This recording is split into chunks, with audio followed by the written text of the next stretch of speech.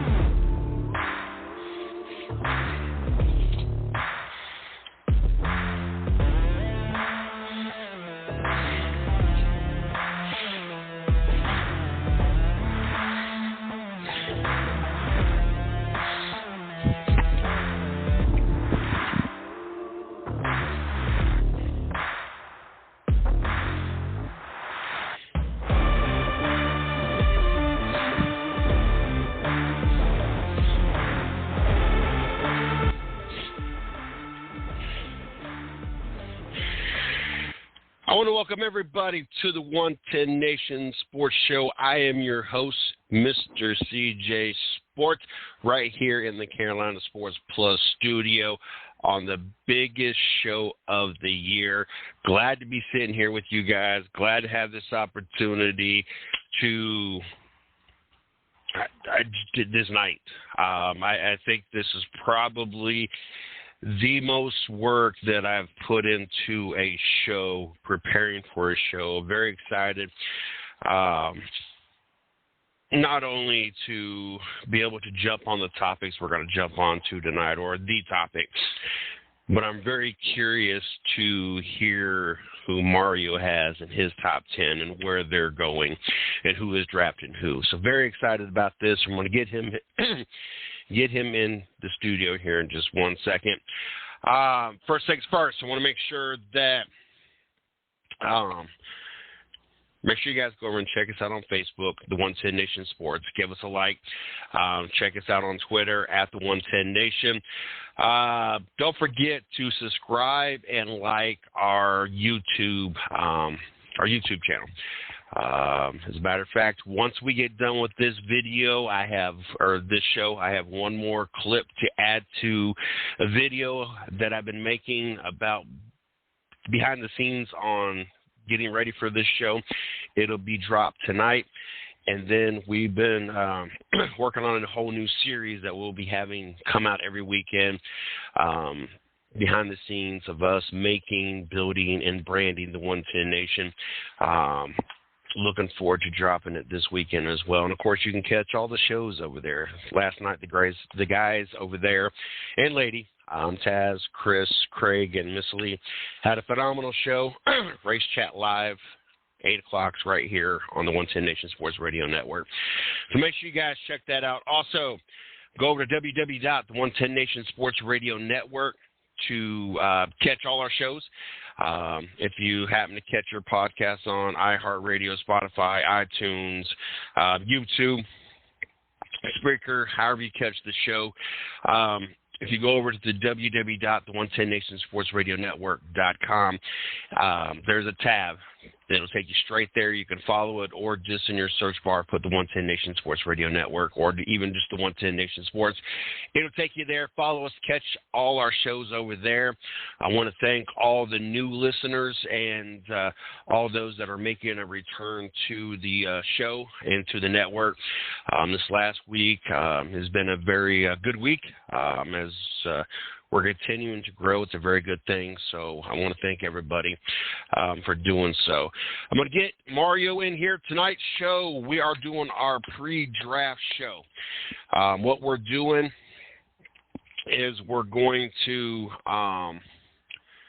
give our top 10, who we think, who's getting drafted in the top 10, which teams. And then Mario's going to talk a little bit about the Carolina Panthers and what they need or may draft. Kind of simplified for him is they got the number 1 draft pick, so it makes it a little bit easier for him tonight, as one is right out the gate. I'm going to tell you what positions, but being how we traded away our first, second rounds, we don't even start picking until the 74th pick overall because of the Deshaun Watson deal, who's going to even know who's going to be there in still round 3. So I'm going to talk about what we do need, and we'll see what happens tomorrow night in the actual draft. Well, rounds 1 and 2, we won't even see what Cleveland does until Friday, unfortunately. I will be out at the Day Air Park Friday night catching my Dayton Dragons. Be looking forward to that. That'll be part of the behind-the-scenes stuff for making the 110 Nation, because I'll be at the baseball field doing homework. It'll be the second game of the year, so make sure you guys check that out. Let me go ahead and get Mario in the studio. We got a lot to jump into, a lot of research put into this show. So without further ado, I'm going to get him in here into the Carolina Sports Plus studio. Mario, how are you doing tonight? Let them know where they can find you, the website, the Facebook, and let's get into this. Hey, how you doing? I'm doing pretty good. Glad to be on the show tonight. You can catch Carolina Sports Plus, our physical location at 1318 Highway 401 Business in Rayford, North Carolina. You can catch us on the web at carolinasportsplus.com and like us on Facebook and Instagram at Carolina Sports Plus. Oh, Lord, Mario. A lot of effort was put into this show. Very excited to be doing this tonight. Very curious, and once you all see my video tonight that I put out about making the show, you'll hear me say that I'm very curious to see who you had, how close our list compared, and then I can't wait for tomorrow night to see how that matches up. And I feel this is a big show. The wife's like, "Why do you keep calling this a big show?" We've seen many fall to the side for how horrible the draft predictions are. We've seen songs and videos making fun of Mel Kiper and how far off he is on his draft predictions. This is the most watched sport, at least in America, and so the draft and mock drafts and predictions are a very big thing, and a big deal to a lot of people, and that's what draws a lot of people in. So looking forward to seeing how we did with this. Right out the gate, I think I would be surprised if our number 1 pick overall was not the same. At the gate, I got Carolina taking Bryce Young, 5'10", 190-pound quarterback out of Alabama. I feel is undersized. I'm not big on the short quarterbacks, first of all. You've had the exceptions to the rule, your Drew Breeses and stuff, that have done well, but traditionally not be able to see over that offensive line has never fared well for short quarterbacks. And the 190 pounds, I like to see him put on a little bit more weight. But unfortunately for the Carolina Panthers, who desperately need a quarterback, you got Andy Dalton. He's kind of, at this point, a journeyman kind of quarterback, kind of like your Josh McCown. Is nothing really more than a backup quarterback. Had a few good years in Cincinnati, and I think he had a small little stretch in Dallas that he looked decent.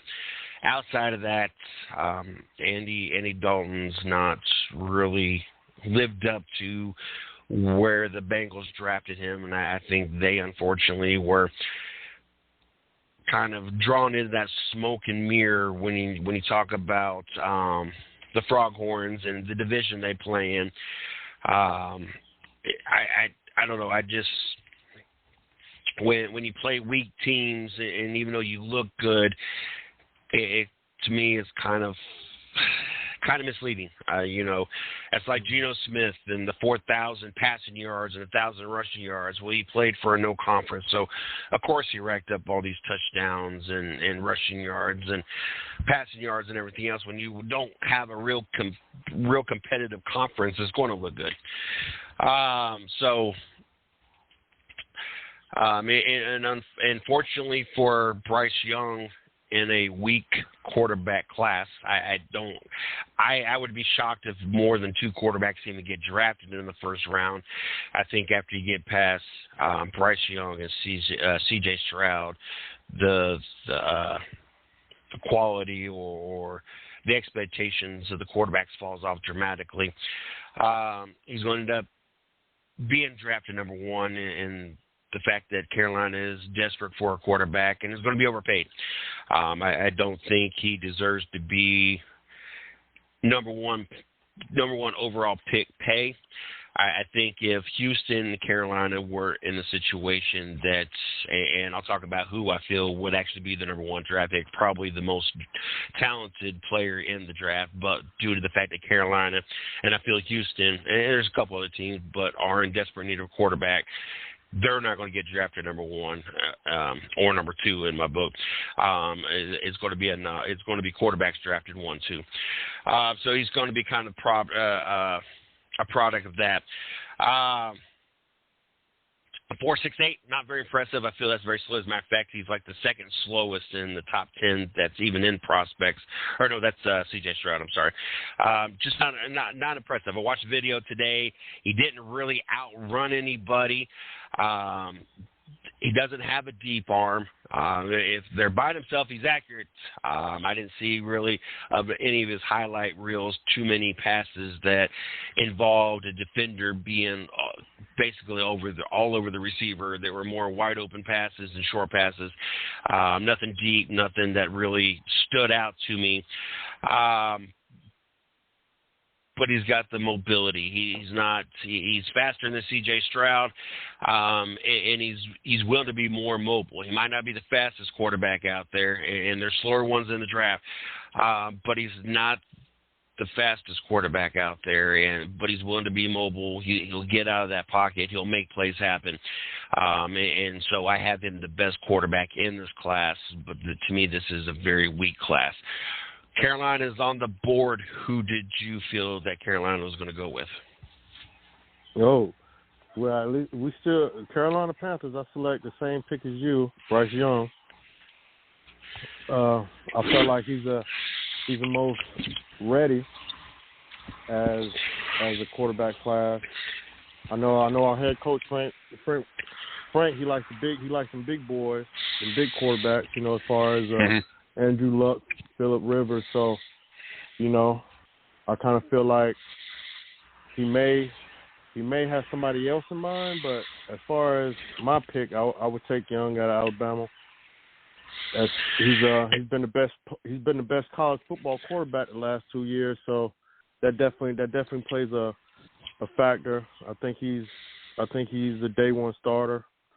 I think Andy Dalton can lead them in the right direction as far as reads and things, how the quarterback needs to be played in the NFL.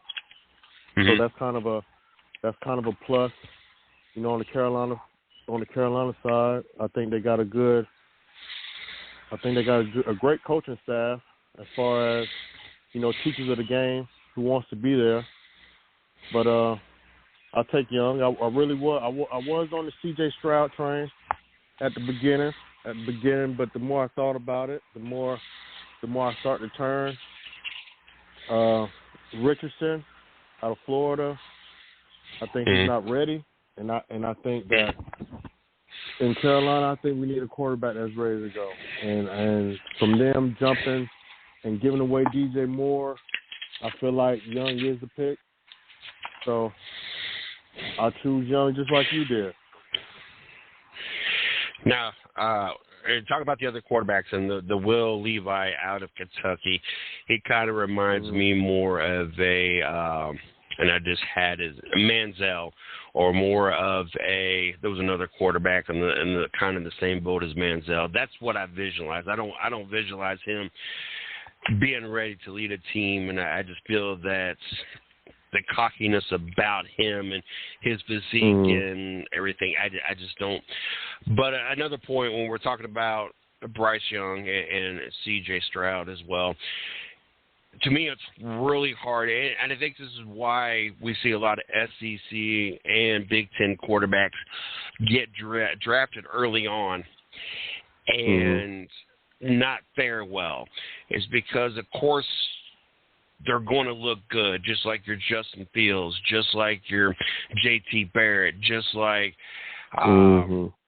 other Alabama quarterbacks. They look good, but when you come from a program like Ohio State and Alabama, where you're getting 5-star recruits, so you're getting the best offensive line that college has to offer, so your quarterback's not getting hit all the time and has time to be in the pocket, or when your 5-star recruits are bringing in your wide receivers like your Harrison and Njoku, and top of my head, I know we got 2 Alabama receivers. I think play for the same team right now. Off the top of my head, I can't think of it. So it's easy when you have the 5-star recruit receivers to throw the ball to, or when you're able to have your Elliott's and these running backs that Ohio State and Alabama are able to recruit 5-star wise to have a dual threat to make the quarterback's life easier. It makes it hard to judge on how good these quarterbacks really are, especially when you talk programs like Alabama and Ohio State. And I'm a Buckeye. And so I never, especially when they talk about draft, I can't think of an Ohio State quarterback that's actually done anything in the NFL. I really had to do research, to think of a quarterback from Ohio State that if and when ever did good, and they look phenomenal playing for Ohio State. But when you have the best offensive line, the best receivers, the best running backs, and not to even count the defense, playing for the best coaches in all of college football, you're going to look good. But that brings me to the number 2 pick, Houston Texans. I have them taking C.J. Stroud. 6'3", 218 pound, great size quarterback, was the second slowest quarterback when it came to I think it was like a 4.8. Out of the top 10 even prospected quarterbacks, where things are different for me when it comes to Bryce Young and C.J. Stroud. C.J. Stroud actually has an arm, threw a lot of deep passes and was very accurate. A lot of these times that these receivers were catching the ball, they were the defense was on them. They were shadowed very closely. It was very impressive to be able to watch every Saturday, watch C.J. Stroud just put these passes where only the receiver could get to them, while the receivers are being challenged, and especially the deep balls. But also that comes with the lack of mobility. C.J. Stroud does not do a lot of moving around. Is not a very mobile quarterback. Doesn't have a lot of speed, and there's just something about his release. It's kind of a delayed, kind of weird release, which kind of offsets the timing at times.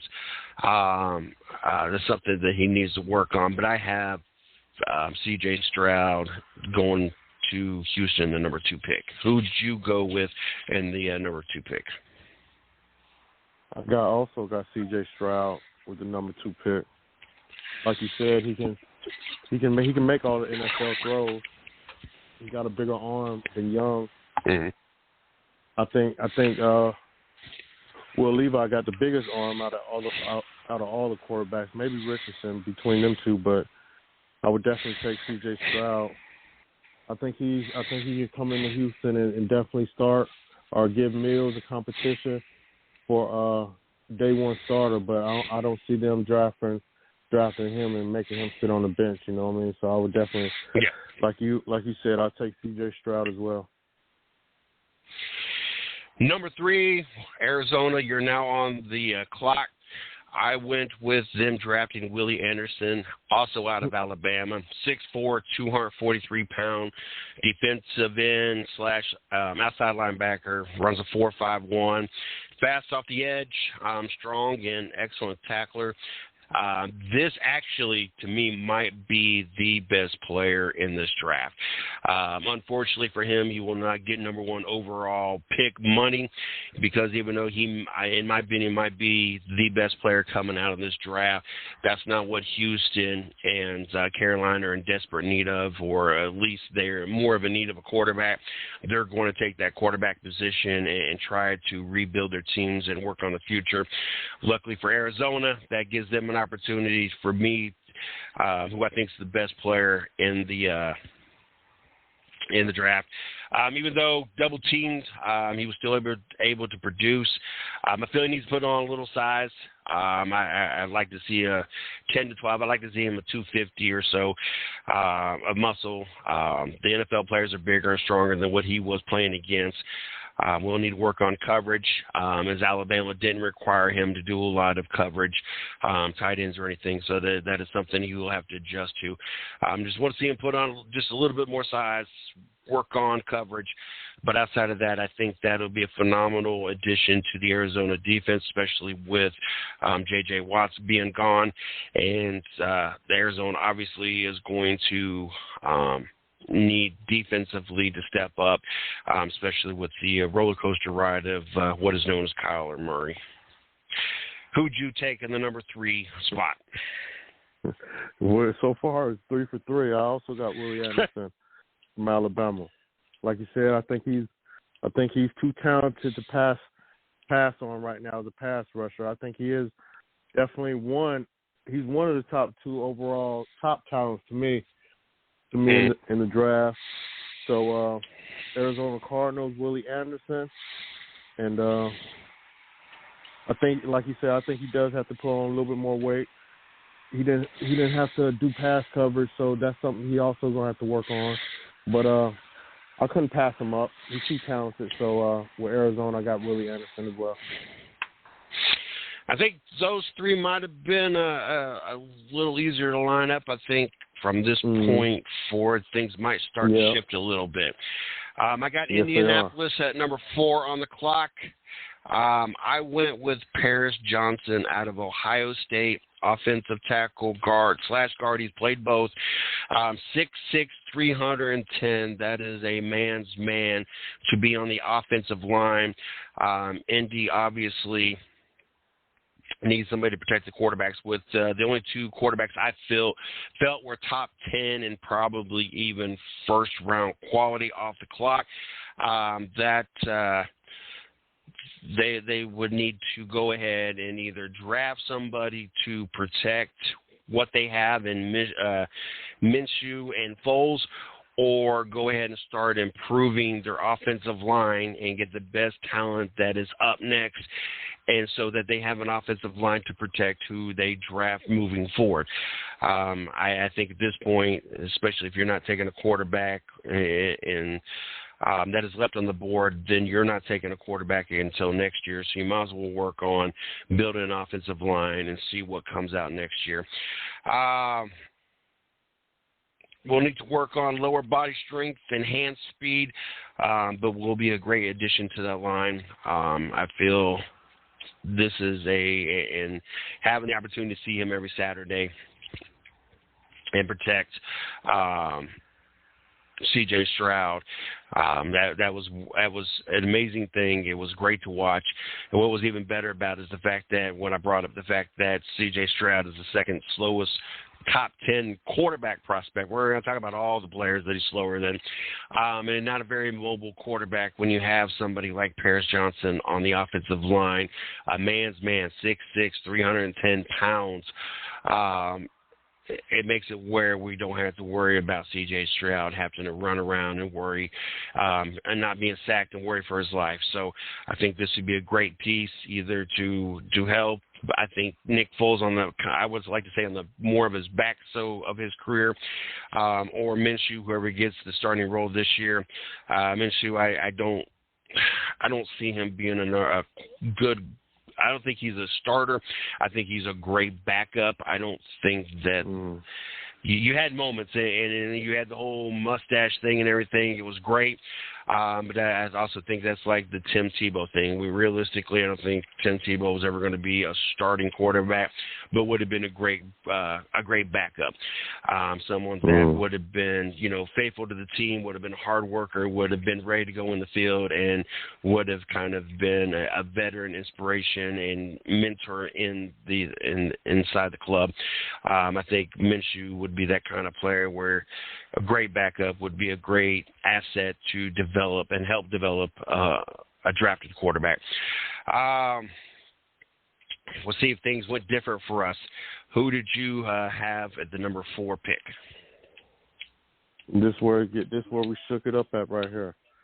I got the quarterback from Kentucky, Will Levis, off the board. Yeah, I know it's kind of early. I think he kind of fits. I think he kind of fits the culture in Indy. You know what I mean? I know he's not a finished product, but I think the Colts owner is always into gambling, so I think he's gonna make the move and go ahead and get the boy from Kentucky. Like I say, he got a big arm, not a finished product, and the quarterbacks on their current roster, you know what I mean? I don't think they're gonna be there too much longer. So I went with Will Levis out of Kentucky. All right, I wrote you down. I'm gonna keep track, and then tomorrow night we're gonna see who the top 10 is. I want to see how we fare out on all this, not only as a whole, but the ones we have differently. I want to see how close we are, and if either one was even on there. This one might be a same one here. I feel across the board in most of the research, I feel that a lot of people felt Seattle was going to go in this direction. With the number 5 pick, I have him picking Jalen Carter, defensive tackle out of Georgia, 6'3", 300 pounds, ran the 4.8. After coming off a measly 57 sold, imagine this, Seattle had a measly 57 solo tackles and just 7 sacks last season. This has got to be a key point, and a key focus, I guess is a better word I'm looking for, where Seattle needs to go to make that defense relevant. Geno Smith stepped up this last season. I never thought it was going to happen. And proved that he was worth having an opportunity to be the starting quarterback and have a contract for it. Now you need to make sure that defense steps up and helps out. There's no doubt in my mind Geno Smith will never be thrown in the top 10 or 15 in any season conversation, definitely in the top 10. So your defense is going to have to do its part if you're expecting or wanting to go back to the playoffs or go deep into the playoffs.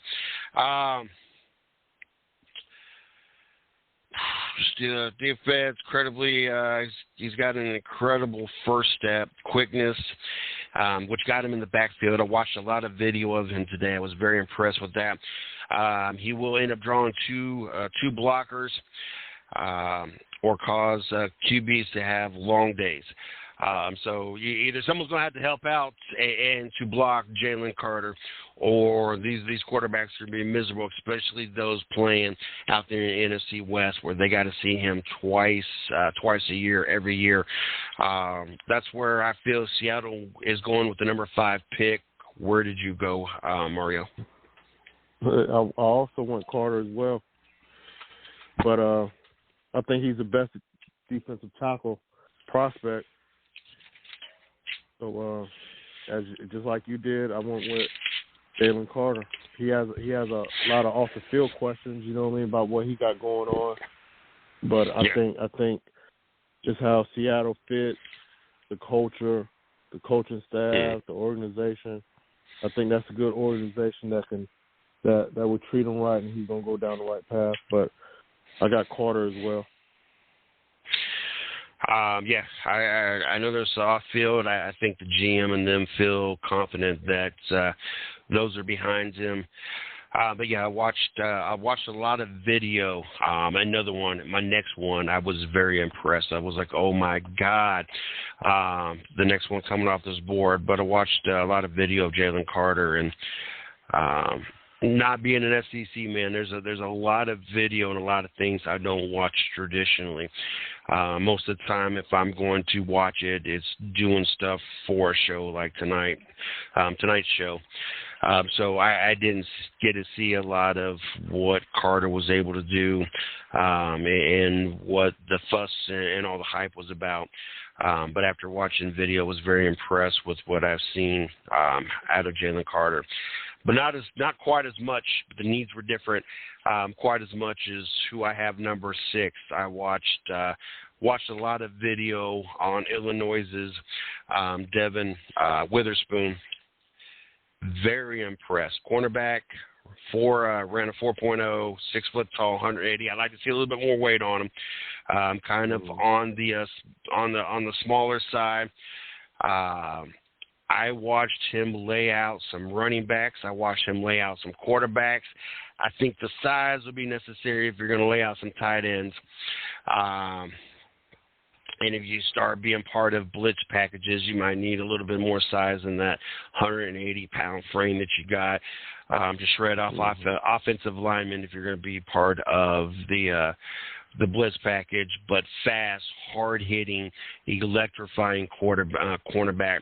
And Detroit obviously needs some pieces back there to help improve their defense. But I don't think I've seen anybody put wide receivers and running backs on their back as much as when I watched his highlights, watched different videos of him playing. I was like, oh my God, why did Ohio State not have this dude on their roster? Who do you got at the number 6 spot? In the number 6 spot, I got the Lions taking Brian Breesy out of Clemson.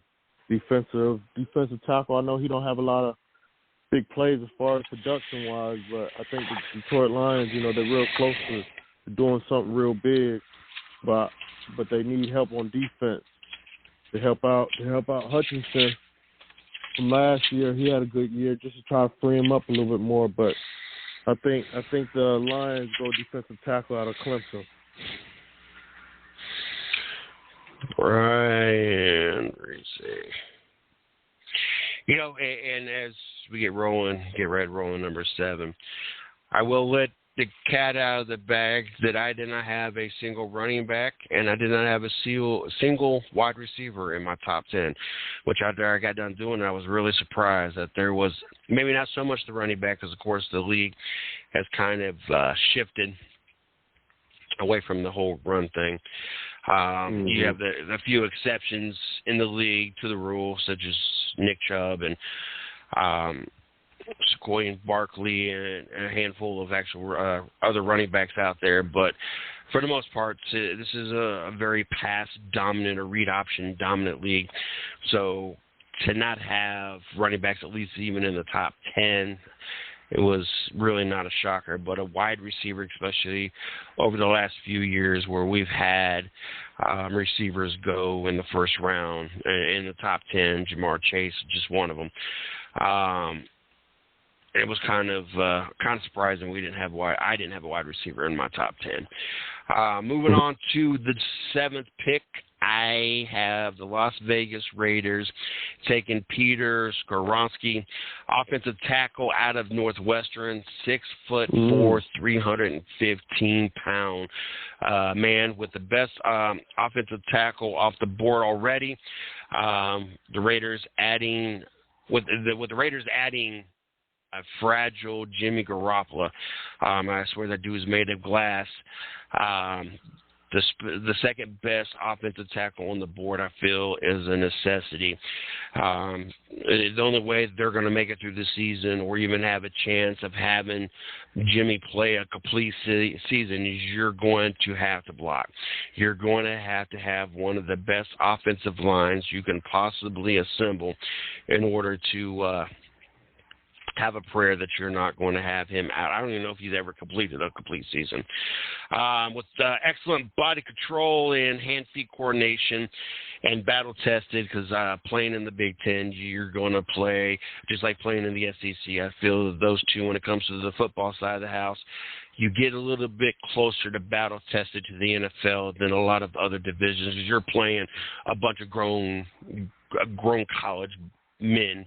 I don't want to say men because you're still barely 20 years old, but you're playing some grown men, boy men, or whatever we're going to call them.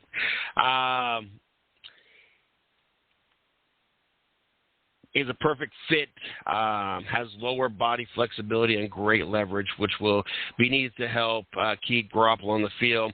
We'll need to work on arm strength because if you can't protect Garoppolo, it's kind of useless, just about as useless as a screen door in a submarine. but I feel that Skronsky out of Northwestern is a good fit to help keep Garoppolo on the field. I feel for lack of, I didn't get into the research what the 49ers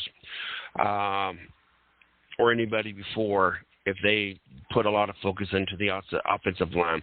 But I feel if you're going to be willing to sign Garoppolo, especially to the money you sign him to, you also need to invest as much money as you can into an offensive line and get the best offensive line you can possibly get.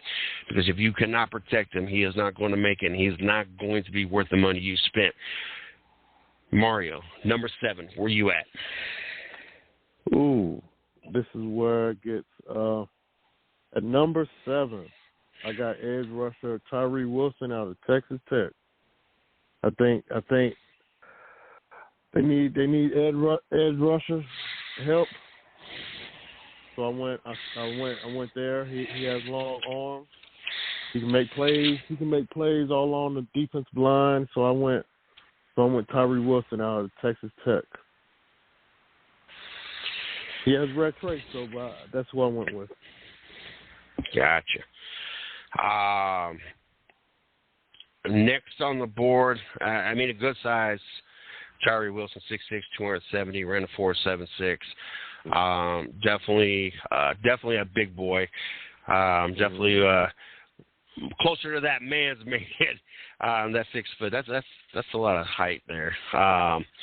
Probably could use 5 to 10 pounds. I don't know, 270. I weigh 290, and I'm barely 6 foot tall. So I'm trying to visualize what 6'6" and 270 looks like. It sounds kind of on the thinner side, but I say that until I look at somebody in the face that is 6'6", 270. I probably wouldn't say it. Number 8 on my board, I got the Atlanta Falcons.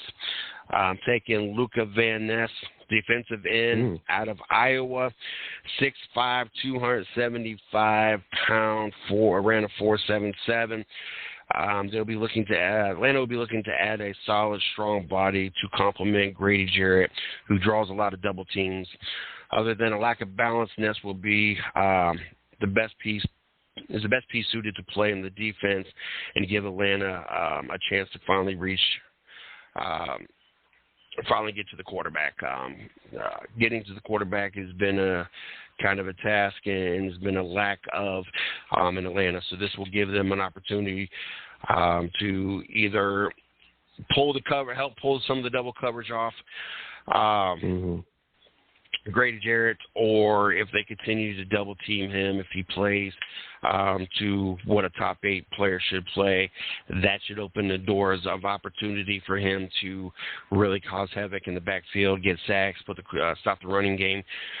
So that's where I went with the number 8 pick. Yeah.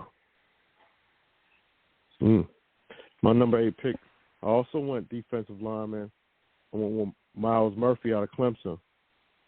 You know, Atlanta has the worst NFL pass rush in the league. So I think he's not as talented as Anderson or Wilson, but I definitely think he's a top 10 pick, and he can play defensive tackle and defensive end. So for the Atlanta Falcons, I went Miles Murphy out of Clemson. Miles Murphy, I just had him pulled up. 6'5", 275, ran a 4.71. I like that. I think I ended up having him fall right outside my top 10 overall, as I picked Willie Anderson, and that might have been the only defensive actual end that I picked in my top 10. Due to what I feel teams were going with. So good pick. I like the Miles Murphy pick there, and I think could do good things for Atlanta, as obviously I went the other direction with it, with Ness, but same position as obviously there's a strong need for that for the Atlanta Falcons. Number 9, I got the Chicago Bears drafting Broderick Jones, offensive tackle, 6'4", 310 pounds, out of Georgia. At the end of the day, you got to give Justin Fields times. He should not have to be running as much as he obviously. The second year was a much better year, but that involved a lot of leg work with it. And if we have not seen anything else, we have seen that those that have to run the ball all the time end up usually having a shortened career. They got to give him time in the field or in the backfield, in the pocket, I guess is the better word I'm looking for. Not that I'm saying that he is this phenomenal Tom Brady type quarterback. I watched him play for Ohio State, transferred from Georgia. Has a nice arm. If we could get the production out of what we got out of him at Ohio State, I think Atlanta can scheme, Chicago can scheme, get the right pieces to go around him to make him a very productive and good quarterback. And now that Aaron Rodgers is gone out of Green Bay, Minnesota kind of rides that whole roller coaster ride. You never know. And Detroit is kind of always Detroit. You have an opportunity. If you can keep your quarterback protected and you can have a dual threat, a legitimate dual threat, not him throw the ball some and have to run all the other rest of the time, you could take this north. There's no reason that, especially now, and not that saying Aaron Rodgers being there was really much of a threat last year because they, 8-9. But you have a better chance, and I feel that you have a great opportunity if you can get out of Justin Fields the way Ohio State got out of Justin Fields. You should be able to take that north. Who did you take or have go at the 9 spot? At the 9 spot, I got offensive tackle Peter Kuninski out of Northwestern. Just like you said, I think it's time for him to protect Fields. You know, if they really invested in him like they did with trading, getting him a wide receiver, you got to get somebody on that line that's gonna protect him. You know, he's one of the best offensive tackles in the country.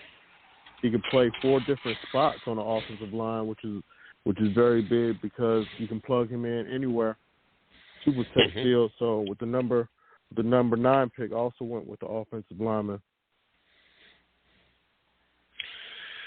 Obviously, I feel it's a good pick. Even though you got him later than I did, we both still have him top 10. We both like the young boy out of Peter Kuninski, however you say it, out of Northwestern. So I like that as well. And we both agree you got to protect Justin Fields. You know, and that kind of circles all the way back around what I talked about with C.J. Stroud and Bryce Young, and really any quarterback out of Ohio State and Alabama. If you have the best of the best, if you have a legit offensive line like these colleges both do, you get the best out of your quarterback. And that's why sometimes to me it's hard to judge, and that's why we really don't have any quarterbacks that come out of these colleges that traditionally do well in the NFL, because they get drafted so high. There's so much expected out of these quarterbacks, out of these colleges, because they look so good. But that's because you have the best offensive line that college can get. You have the best receivers that the college can get. You got a running back that's legit. Makes your life a lot easier. Makes you look good. And so that kind of goes back to the Justin Fields. You put an offensive line that the best you could get, you're going to get productivity out of them. You're going to get results. You got to protect them. Number 10 on the board, I have the Philadelphia Eagles. And this was another one that I really enjoyed. A lot of interceptions.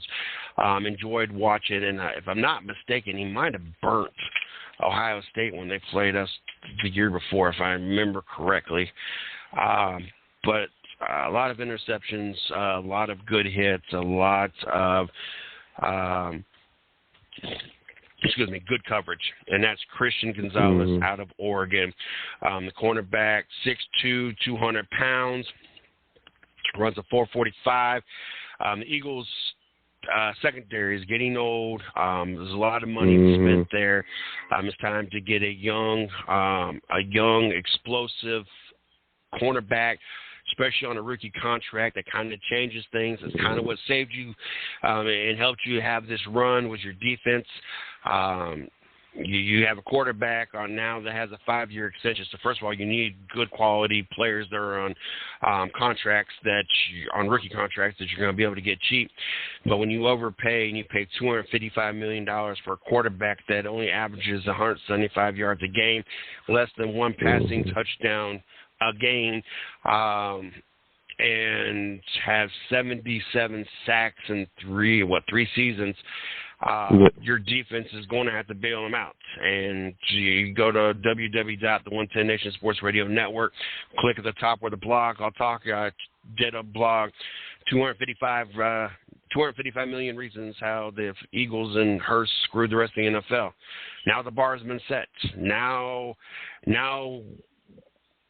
Lamar Jackson, Joe Burrow, Justin Herbert are all sitting pretty. Now you have leverage. You're going to tell me someone that only averages 175 yards a game, someone that doesn't even average but less than one passing touchdown a game in his 3 seasons, has been sacked 77 times, is worth $179 million guaranteed, $255 million contract.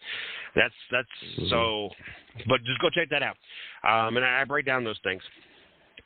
But the Eagles defense obviously needs to get younger, needs to get cheaper so they can continue to, one, improve their defense, but also help make sure that they can protect their quarterback.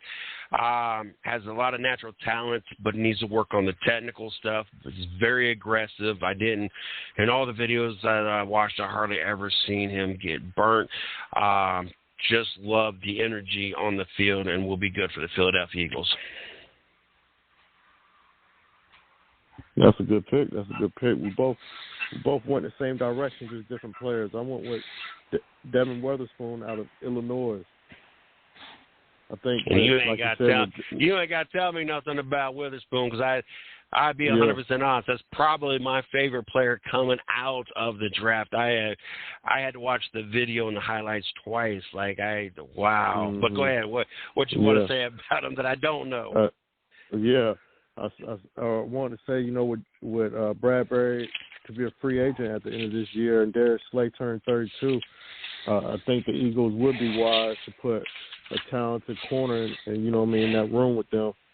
I think he's one of the top corners in this class. Last year he only allowed 206 yards on 63 targets to go along with 3 interceptions. So that's good money for Philadelphia, but he is a top 10 talent, and that's who I got. Definitely,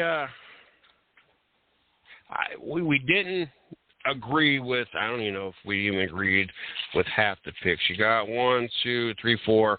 So 4. We only agreed with 4 out of 10. But I think all of them, we went the same direction. That was a match. That was a match. The only one was different that we didn't. There was 2 of them. We didn't go in the same position, and that was with Detroit. I went cornerback. That's when I went with Witherspoon. You went with defensive tackle with Brees, and then the Raiders. I went offensive tackle. You went defensive end. But 8 out of 10. We still had the same position. So, obviously, this will be interesting for us tomorrow to see how the draft plays out and how close we were, not only names but also positions as well. We got one more round of business before we start getting things wrapped up, and that's our teams. Now, you're probably going to have a little bit more of an answer to yours than mine, just for the fact that, and I didn't realize that or think about this when I threw this out that we was going to do this, for the fact that we gave up our first and second rounds to the Texans for Deshaun Watson. So we have in round 3, we got the 74th and 98th overall pick. Round 4, we got the 111th, 126th, and then we got 2 in the 5th, 1 in the 6th, and 1 in the 7th.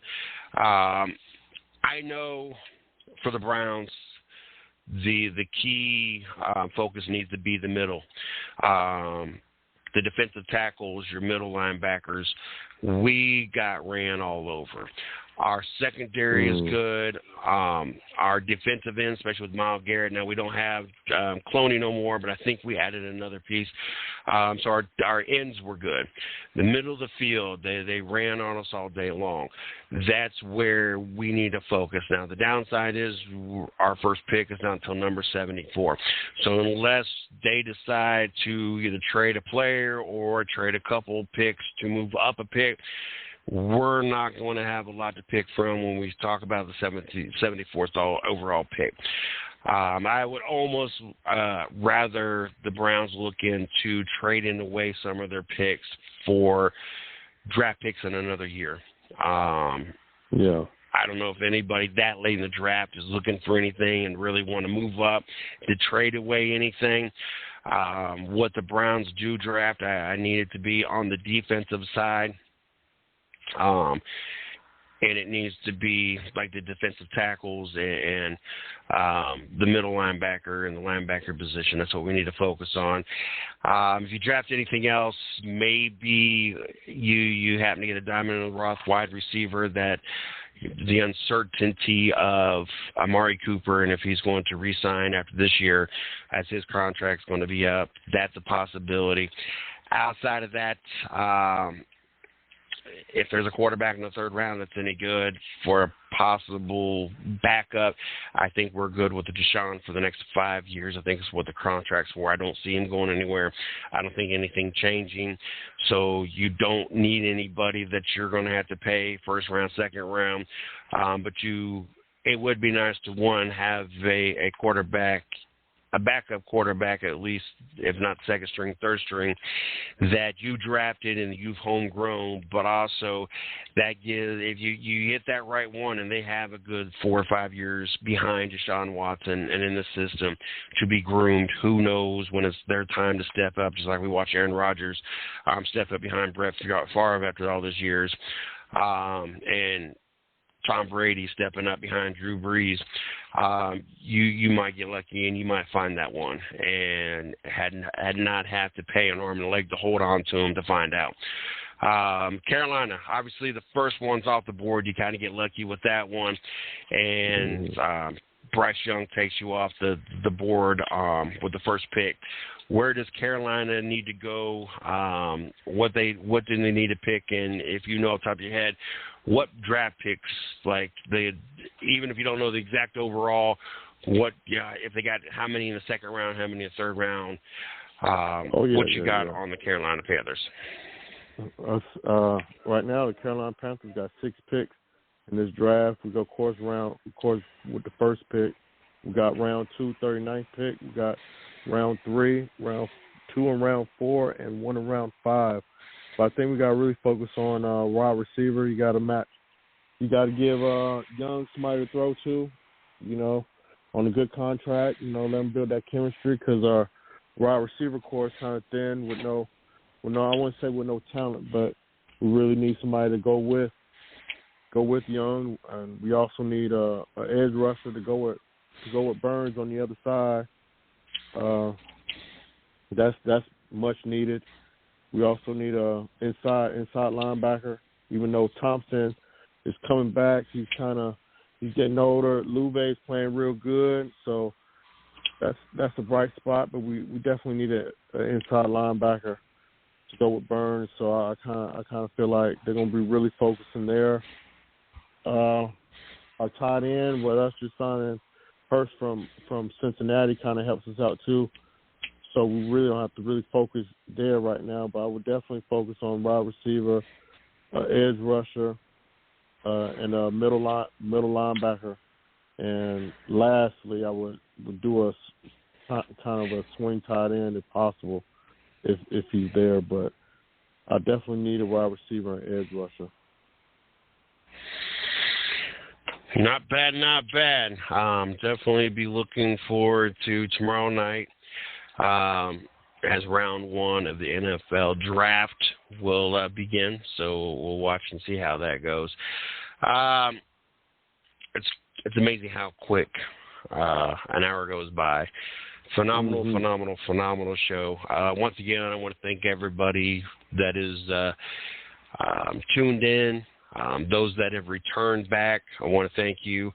The network as a whole is seeing a nice swing in the upside, and we want to continue that. Don't forget to like and subscribe, especially subscribe our YouTube channel, the 110 Nation Sports. Just look it up.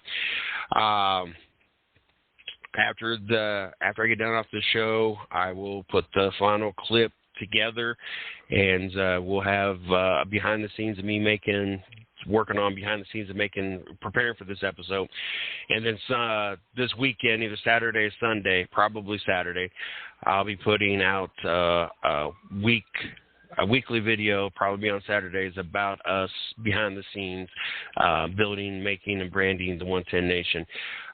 So looking forward to that as well. Don't forget, you guys can catch us over at www.the110nationsportsradionetwork.com for all the latest shows, blogs, marketing, show schedules, and all that. And also, you can click on the tabs. I know most people catch, like this morning, I listened to Race Chat Live, which is on here Tuesday nights, 8 o'clock. On the 110 Nation Sports Radio Network.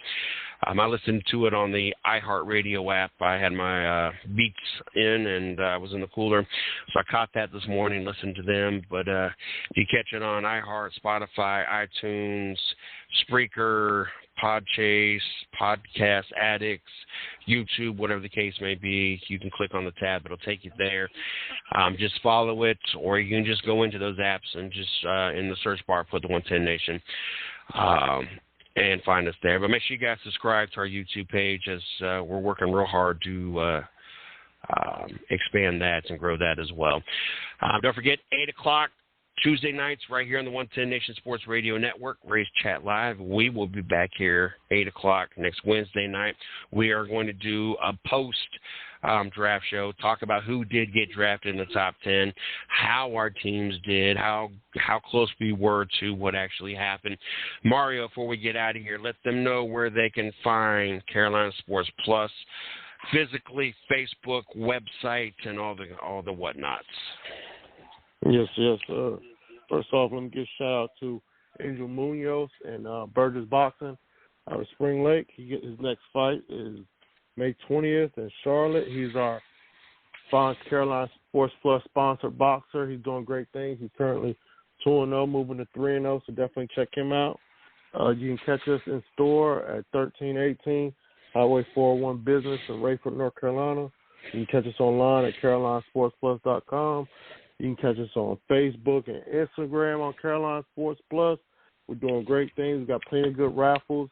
If you're in the Fayetteville area, check us out at the Dogwood Festival this weekend. We got some great merchandise. We got some good things going on. But it was a great show, and we're going to see how the draft goes tomorrow. Yes, we will. I kind of missed the Dogwood Festival days down there in Fayetteville, North Carolina. Make sure you guys go check Mario out there. You guys will have a great time. Don't forget, you can like us on Facebook. We are one like away from 1,600. Somebody, please, listen to the show. Go like us on Facebook, the 110 Nation Sports, so we can hit 1,600. You can also hit up my fan page, Mr. CJ Sports. You guys can follow us on Twitter at the 110 Nation, or you can follow me at Mr. CJ Sports. Next Wednesday night, right here, Carolina Sports Plus Studio, 8 o'clock, the 110 Nation Sports Show. Until next time.